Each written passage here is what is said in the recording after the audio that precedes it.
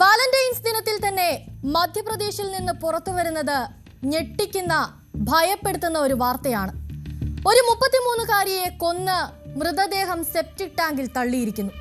ക്രൂര കൊലപാതകം ചെയ്തതാകട്ടെ സ്വന്തം കാമുകനും. കാമുകന് കൂട്ടുനിന്നതോ അവന്റെ കുടുംബവും.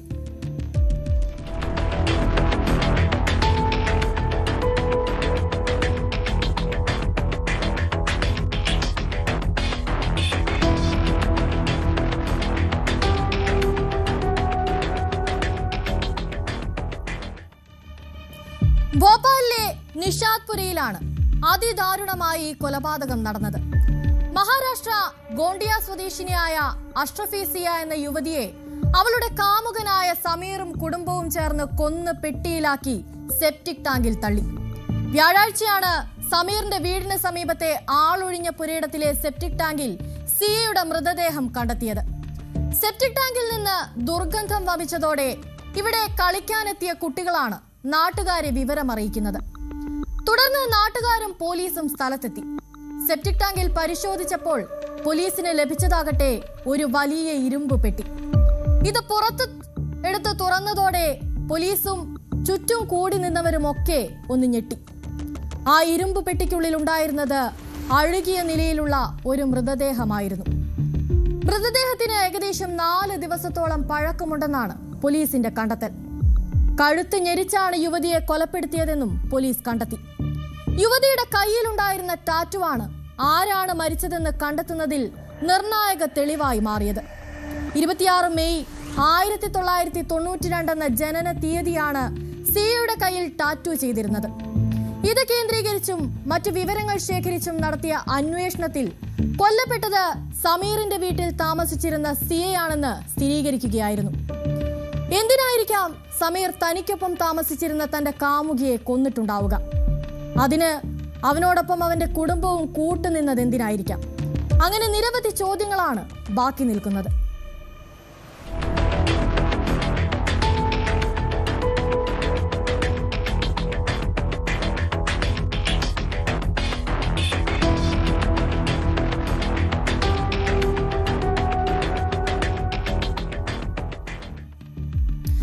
ഏകദേശം 1 വർഷം മുൻപ് ഇൻസ്റ്റഗ്രാം വഴിയാണ് സിയയും സമീറും പരിചയപ്പെടുന്നത്. എന്നാൽ ആ പരിചയം വൈകാതെ തന്നെ പ്രണയത്തിന് വഴിമാറി. ആ പ്രണയം വളർന്നതോടെ 3 മാസം മുൻപ് സിയ വീട് വിട്ടിറങ്ങി. തുടർന്ന് ഭോപ്പാലിലെത്തി സമീറിനൊപ്പം താമസം ആരംഭിച്ചു. പക്ഷേ ഭോപ്പാലിലെത്തിയ ശേഷമാണ് സമീറിന് ഭാര്യയും 2 കുട്ടികളും ഉണ്ടെന്ന കാര്യം സിയ അറിയുന്നത്. എന്നാൽ സത്യമൊക്കെ അറിഞ്ഞിട്ടും സിയ സമീറിനൊപ്പം തന്നെ താമസിക്കാൻ തീരുമാനിക്കുകയായിരുന്നു. ഇതോടെ സിയയും സമീറിന്റെ ഭാര്യയും തമ്മിൽ വഴക്കുണ്ടാവുന്നതും പതിവായി. വഴക്കും തർക്കവും പതിവായതോടെ സമീറിന്റെ ഭാര്യ ആ വീട് വിട്ട് സ്വന്തം വീട്ടിലേക്ക് പോയി. ഈ സമയത്തൊക്കെ തന്നെ സിയ വിവാഹം കഴിക്കാനായി സമീറിനെ നിർബന്ധിക്കുന്നുണ്ടായിരുന്നു.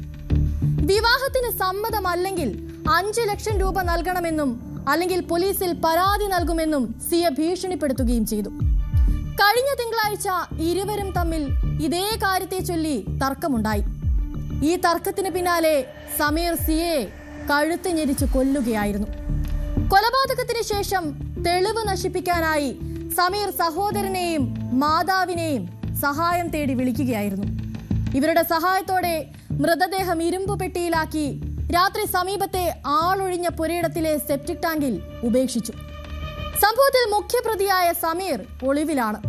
ഇയാളുടെ സഹോദരനെയും മാതാവിനെയും സഹോദരിയെയും പോലീസ് അറസ്റ്റ് ചെയ്തിട്ടുണ്ട്.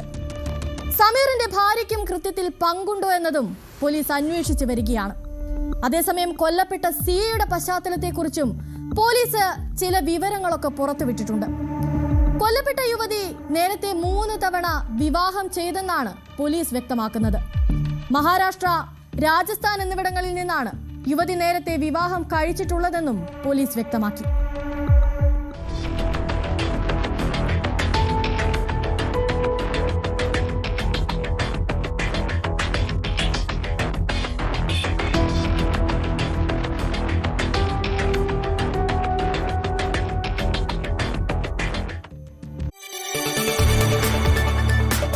കൂടുതൽ വാർത്തകൾക്ക് news 18 Keralam YouTube channel subscribe ചെയ്യുക.